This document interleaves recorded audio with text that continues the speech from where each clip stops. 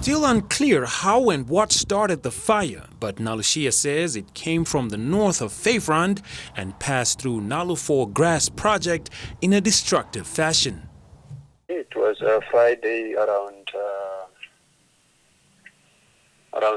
17:30. So my guys experienced the fire from northern side of municipality park toward on this side of the southern side. So it caught our side, and it was uncontrollable because they were just busy of loading some other grass. So yeah, it's how it happened. He says the fire spread around so fast that there was insufficient time to save valuables.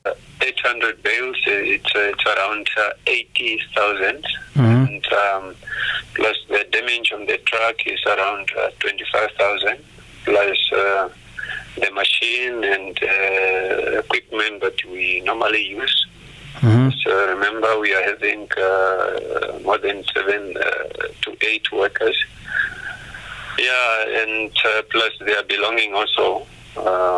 It's also burned to ash, and yeah, the estimated value is at 125,000. We remember we've been camping here for 4 months.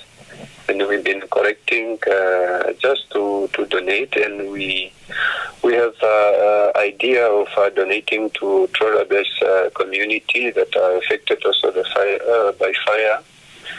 So yeah, it's how we wanted to do, and we want also to continue doing that. But for now, we are experiencing a difficult. Although firefighters reportedly managed to put out the fire, property worth hundreds of thousands had already been lost in damages. Nalushiya is now calling for any form of support from members of the public.